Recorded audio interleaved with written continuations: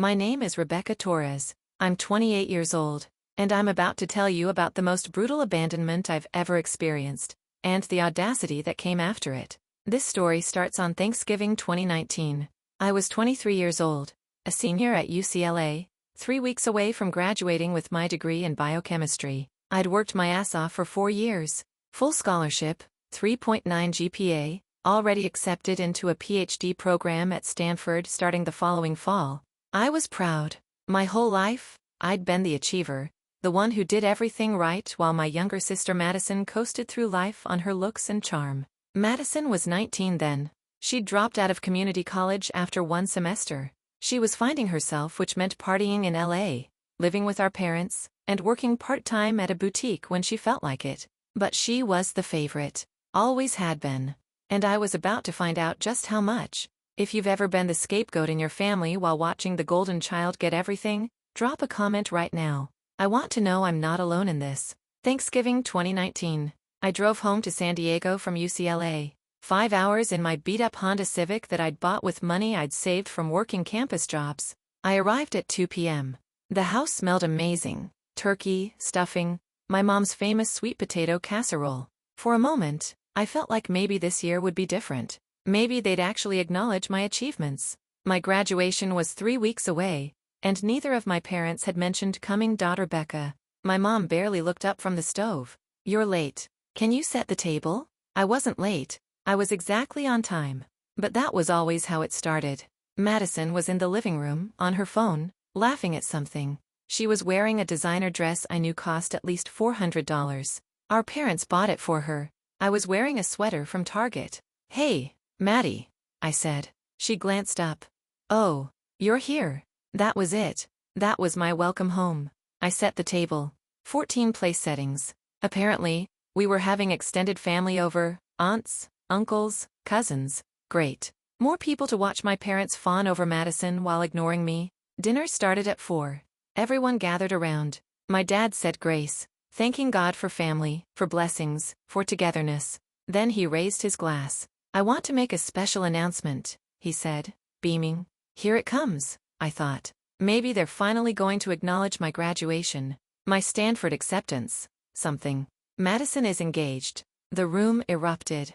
Cheers, congratulations, everyone rushing to hug my sister. I sat there, frozen, engaged. Madison was 19 years old. She didn't even have a high school diploma equivalent. She'd never held a job for more than 3 months.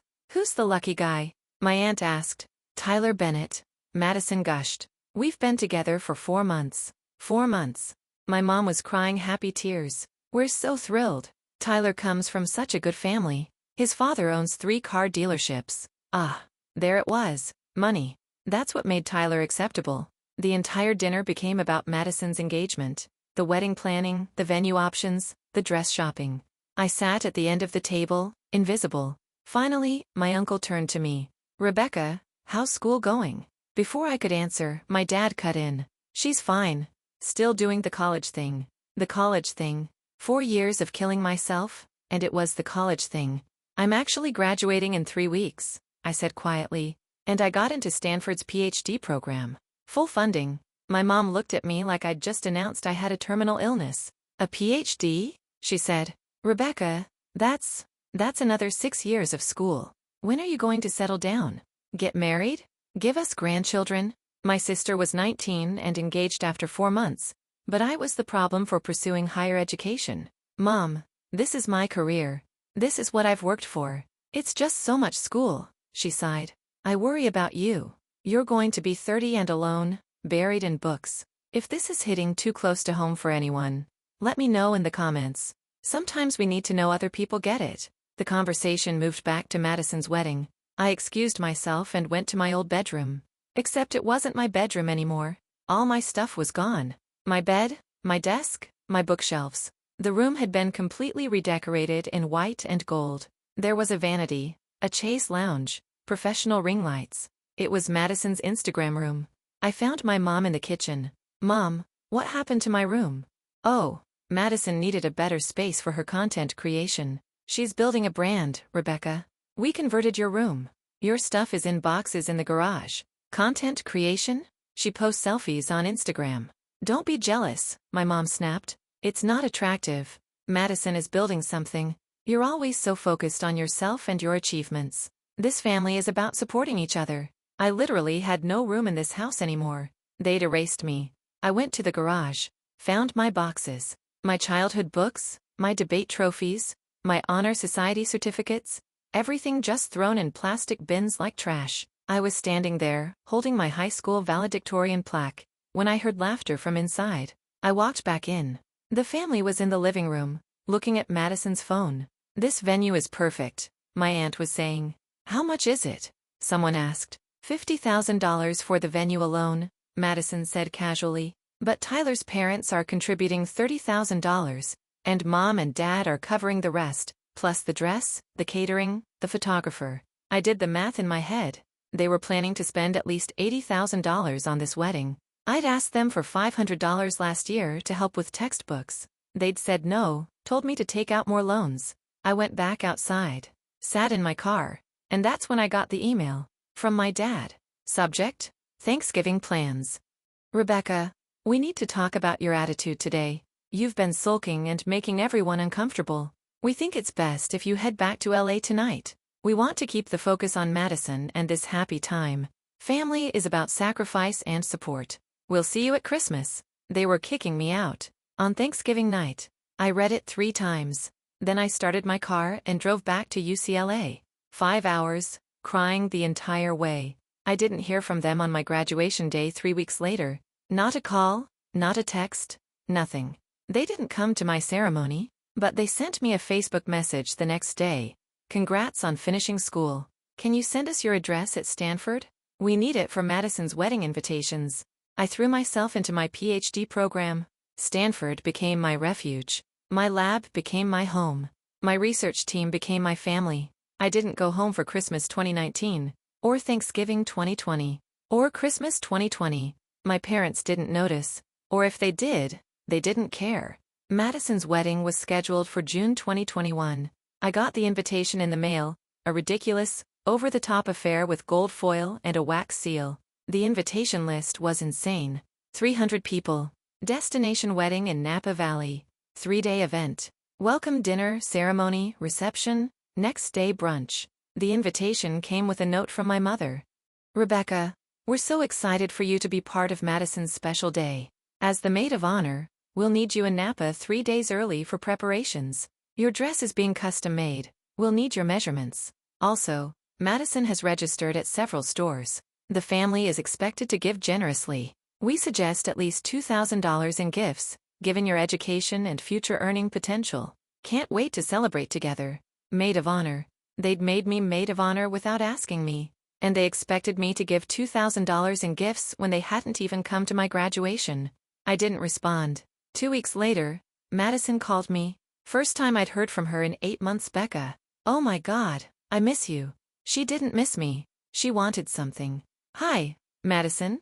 So, about the wedding, Mom said you haven't RSVP'd yet. You're coming, right? You're my maid of honor. I didn't agree to that. What? Of course you did. You're my sister.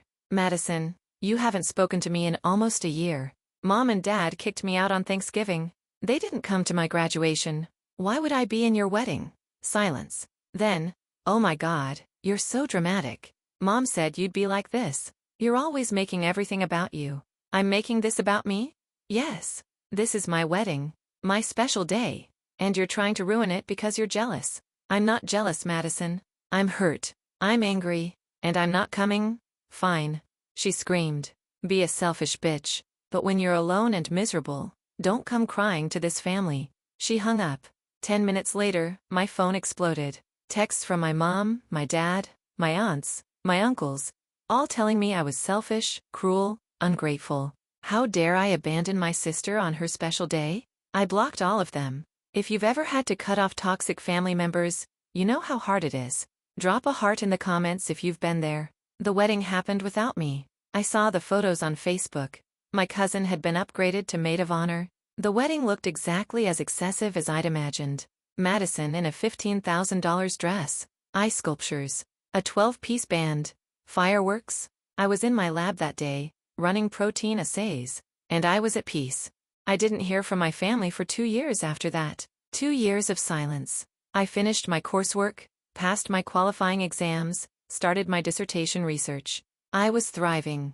I met someone, Dr. James Chen, a postdoc in the neuroscience department. We started dating. He was kind, brilliant, supportive, everything my family never was. In 2023, I published my first major paper in Nature. It was a huge deal. My research on targeted cancer therapeutics was groundbreaking. The university put out a press release. I did interviews. My name was out there. That's when my parents suddenly remembered I existed. The email came on a Tuesday. From my mother. Subject: "So proud. Rebecca, darling. We saw the news about your publication. We've been bragging to everyone about our daughter, the scientist. Your father and I always knew you'd do great things. We'd love to reconnect. Can we schedule a call?" I stared at that email for 20 minutes. They hadn't spoken to me in 2 years, hadn't acknowledged my existence. And now that I had something prestigious, something they could brag about, suddenly they wanted back in. I didn't respond. A week later, my dad called. I don't know how he got my new number. I'd changed it twice since the wedding. I answered. I don't know why. Curiosity, maybe. "Rebecca. Sweetheart. How are you? How did you get this number? Your department directory. Listen. Your mother and I have been thinking. We were too hard on you. We let a silly disagreement get in the way of family. We want to make amends." "A silly disagreement? You kicked me out on Thanksgiving. You didn't come to my graduation. You made me maid of honor without asking and then harassed me when I refused. We were stressed with the wedding planning. You know how your mother gets. But that's all in the past. We're family. Let's move forward." "Why now, Dad? Why reach out now?" "Because we miss you. We saw your publication. We're so proud. We want to be part of your life again." There it was. They wanted to be associated with my success. "I need to think about it," I said. Of course. Take your time." "But Rebecca, your mother's birthday is next month. It would mean the world to her if you came home for it. Just think about it." He hung up. James found me sitting on our apartment floor, staring at my phone. "What's wrong?" I told him everything. The whole story. Thanksgiving 2019, the wedding, the 2 years of silence. "And now they want you back because you're successful," he said quietly. "Yeah. What do you want to do?" That was the question. What did I want? Part of me wanted to tell them to go to hell. Part of me wanted to make them suffer the way they'd made me suffer. But another part of me, the part that was still that 23-year-old girl crying in her car on Thanksgiving night, wanted a family. Wanted parents who were proud of me. Wanted to belong somewhere. "I think I need to see them," I said. "Face to face. I need to know if they've actually changed, or if this is just about them wanting to use my success." "How will you know?" I thought about it. "I'll test them. Comment below if you think Rebecca should give them a chance or cut them off forever. I'm curious where you all stand on this." I agreed to come home for my mother's birthday. I didn't tell them about James. I didn't tell them about the job offers I was getting from biotech companies, offers starting at $180,000 a year. I kept that information to myself. I wanted to see who they were when they thought I was still just a struggling PhD student. I flew to San Diego in October 2023. 4 years since I'd been home. The house looked the same. My dad answered the door. "Rebecca." He pulled me into a hug.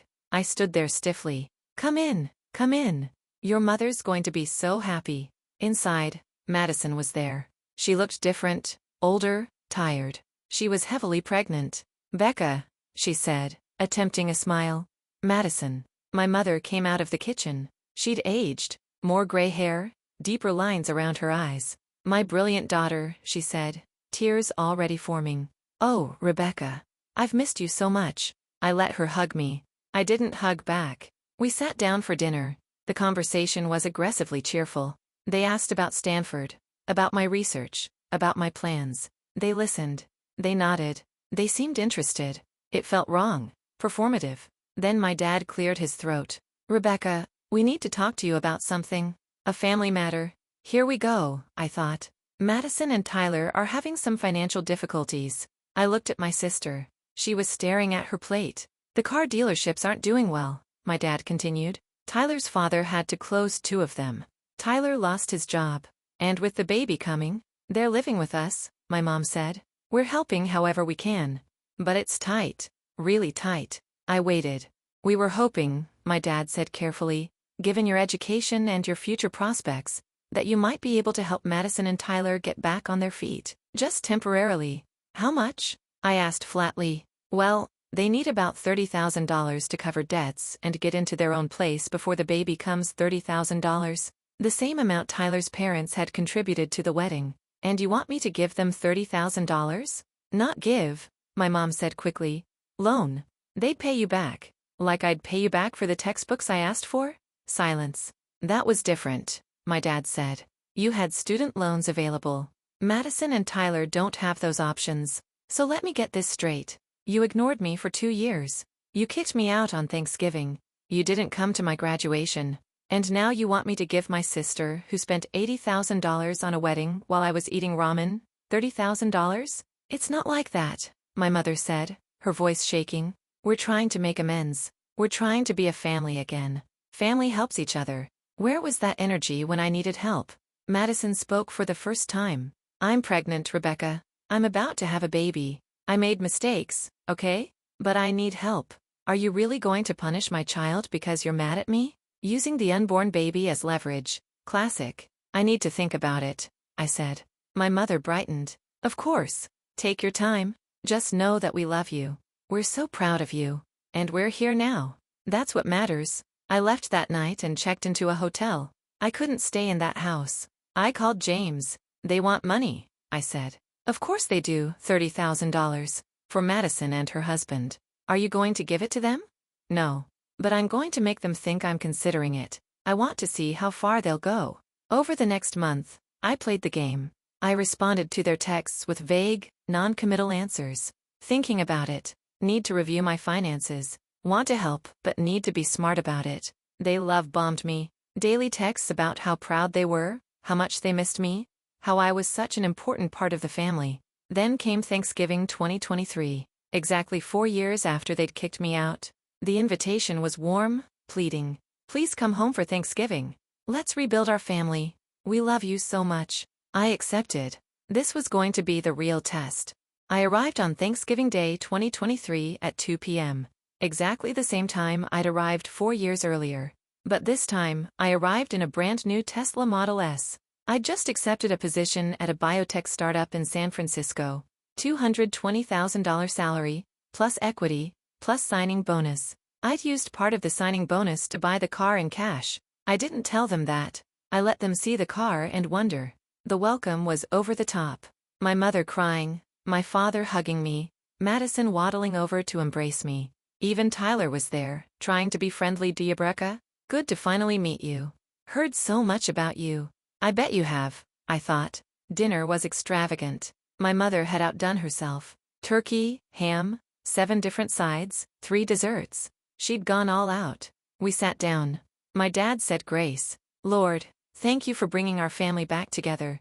Thank you for Rebecca's success and brilliance. Thank you for second chances.